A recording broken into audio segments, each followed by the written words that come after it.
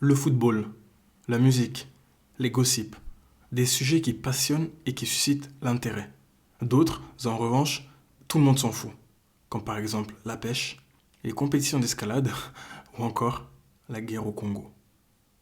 Aujourd'hui, nous allons essayer de comprendre pourquoi cette dernière est si méconnue du grand public.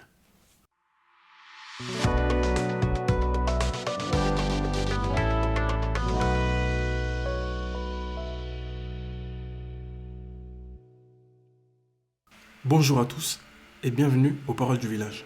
Pour mieux comprendre cette indifférence, ce je m'en foutisme, faisons un point sur l'ampleur de ce drame. La République démocratique du Congo est le théâtre d'un des conflits les plus meurtriers depuis la Seconde Guerre mondiale. Alors, d'après Amnesty International, plus de 6 millions de morts depuis les années 1990. Et pourtant, ce conflit est largement ignoré par les grands médias internationaux.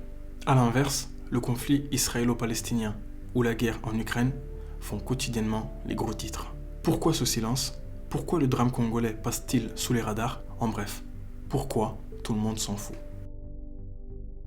Afin de répondre à ces questions, on a identifié 5 grands facteurs. Le premier étant le suivant: la hiérarchisation des humains. Un adage africain, repris par Samuel Eto'o, disait « Les moutons marchent ensemble, mais ils n'ont pas le même prix ». Je m'explique. Les médias internationaux, de nombreux politiciens, souvent de droite, ainsi que de nombreux invités sur les plateaux de télé, plus d'importance aux vies perçues comme proches, culturellement, géographiquement ou économiquement. L'Europe et le Moyen-Orient sont considérés comme des zones stratégiques ou d'intérêt prioritaire pour les pays occidentaux. Ainsi, un conflit en Ukraine, aux portes de l'Europe, ou au Moyen-Orient, qui touche directement à leurs intérêts, reçoit une couverture médiatique plus accrue. Comment est-ce qu'on les accueille? On sait que l'Allemagne, par exemple, a déjà envisagé d'aider la Pologne, parce que ça va être une question importante. Et on parle pas là de Syriens qui fuient les bombardements du régime syrien soutenu par Vladimir Poutine. On parle d'Européens qui partent à leurs voitures, qui ressemblent à nos voitures, qui prennent la route et qui essayent juste de sauver leur vie, quoi. En revanche, l'Afrique, et en particulier l'Afrique noire, est souvent marginalisée. Attention, ce que je dis là n'est pas de la victimisation, mais un fait. Le message implicite est que les vies africaines valent moins aux yeux des médias dominants. Malgré le fait que de nombreux pays européens et de nombreux pays d'Afrique aient une histoire, une langue et un passé commun, ainsi que de nombreux partenariats et accords, ce n'est pas suffisant. Afin d'illustrer mes propos, je vous mets 2 petits extraits de Marine Le Pen lors d'un passage radio chez RMC et l'autre chez France 24. Et je vais vous montrer là qu'il existe 2 poids 2 mesures pour la même situation. On ne sait pas combien ils seront, peut-être des centaines de milliers. Est-ce qu'il faut aider ces pays européens, notamment la Pologne, à accueillir ces réfugiés ukrainiens? Est-ce qu'il faut peut-être que la France prenne sa part, en accueille certains sur le territoire français? Bien sûr. La dimension humanitaire, oui bien sûr, mais dans les pays d'origine, avec des organisations internationales dont c'est le travail, avec un financement de la part des nations pour que des campements humanitaires puissent être mis en place et puissent préserver des populations civiles, notamment dans les pays en guerre. Mais pas chez nous, car nous n'en avons plus les moyens. Il faut respecter la Convention de Genève, voilà, c'est aussi on accueille simple. des réfugiés, notamment... Mais bien sûr, on est là en plein au cœur de la Convention de Genève. Tout ça doit se faire évidemment sous l'égide du Haut-Commissariat aux réfugiés et il faut faire tout ce qui est nécessaire pour pouvoir respecter cette Convention de Genève. Si j'étais habitante d'un pays en guerre, je me battrais. Je me battrai contre ceux qui sont en train de détruire mon pays. Je me battrai contre ceux qui sont en train de semer le chaos, le meurtre de masse et les tortures. Je ne partirai pas dans un autre pays. Vous voyez bien que toutes les guerres ne se valent pas. À leurs yeux, les vies humaines ou les vies congolaises n'ont pas le même prix. Est-ce qu'on peut parler là de discrimination raciale? Je vous laisse juger par vous-même. Ah bon, toi, tu penses qu'on fait une distinction entre l'Ukrainien et le Syrien? Non, pas mais vraiment, non. Pour des raisons de racisme? Il n'y a pas du tout 2 poids 2 mesures. C'est-à-dire que là, les Il faut réfugiés des raisons ukrainiens... culturelles aussi.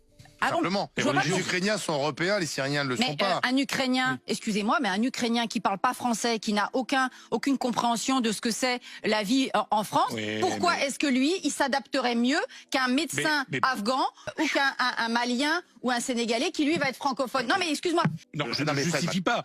Moi, j'essaie d'expliquer pourquoi, dans les sondages, les Français sont plus prompts à accueillir un Ukrainien qu'un Afghan. Pour des raisons religieuses, parce qu'on considère que l'évolution... Parce que que les Ukrainiens, ce sont surtout des chrétiens orthodoxes. Il y a aussi des catholiques, mais enfin, donc ça reste la culture chrétienne. Donc ils considèrent. Orthodoxes et catholiques, quand tu leur parles à eux, c'est pas la même chose. Excuse-moi.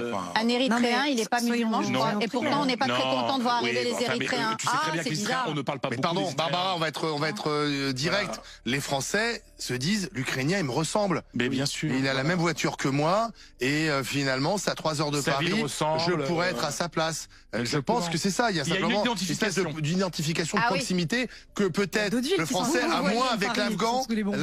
Et c'est pas du racisme. Ah oui, mais oui, c'est la loi de la proximité. Mais non. Mais c'est simplement parce que tu es plus proche d'un voisin que d'un type qui je pense qu'on a plus une histoire. La France a aujourd'hui plus une histoire commune avec le Sénégal. Non, on parle de l'Afghanistan. Non, on parle de l'Afghanistan.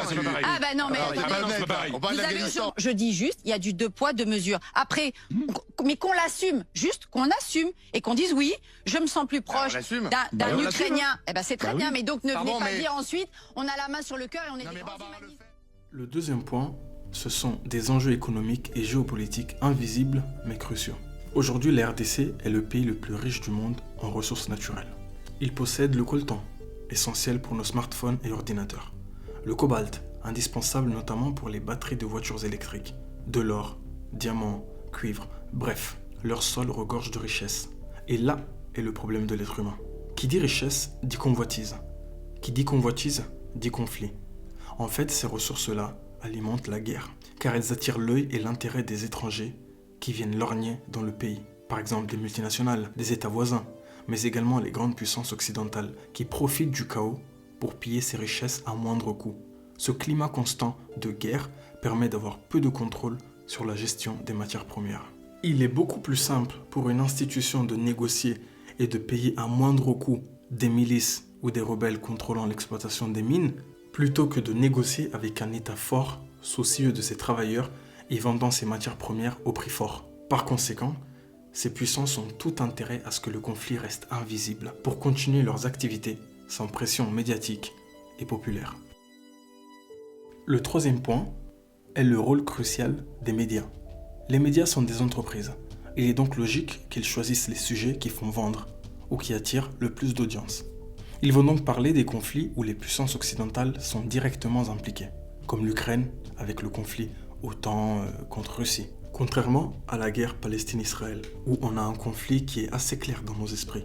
Monde arabe contre Occident, juifs contre musulmans, les riches contre les pauvres. Bon, je caricature, mais c'est le message que les médias véhiculent au monde. En revanche, le conflit en RDC, souvent perçu comme une guerre africaine, compliquée, où on ne comprend pas trop qui sont les bons, qui sont les méchants. En fait, ce n'est pas clairement identifiable. Cette guerre est ignorée car elle est jugée peu vendable auprès des audiences occidentales. En gros, l'Afrique n'intéresse pas. Parler de l'Afrique ne vend pas. Surtout les conflits en Afrique, on n'y comprend rien. Sauriez-vous me dire qui sont les acteurs principaux de cette guerre? Quels sont les pays concernés? Qui sont les alliés? Depuis quand elle dure? Et surtout, pour quelles raisons il y a conflit?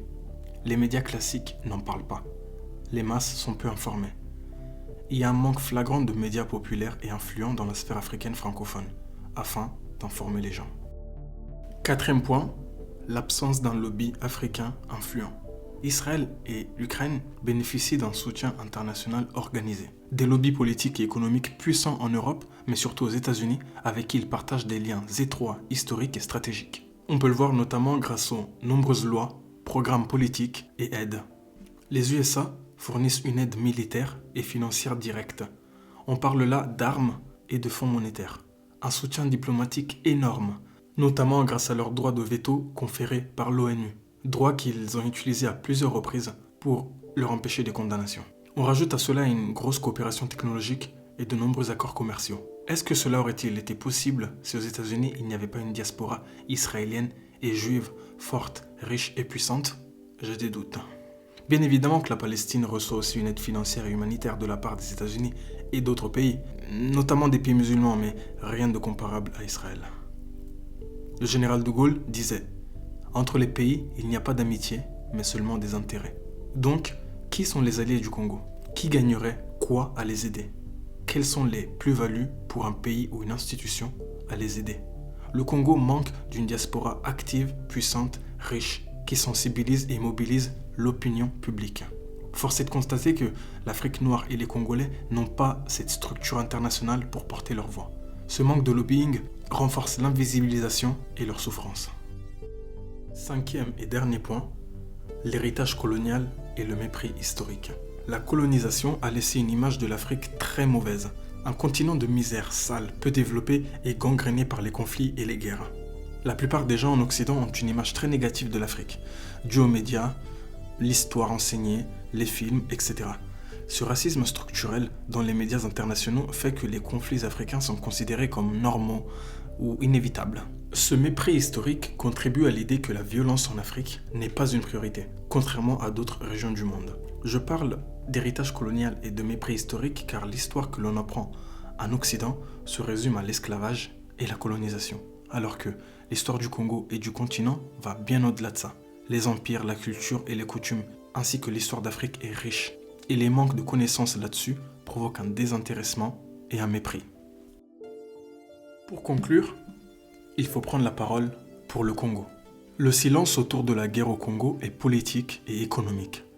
Il repose sur un système global qui minimise la valeur des vies africaines et cache les intérêts étrangers qui exploitent les ressources congolaises.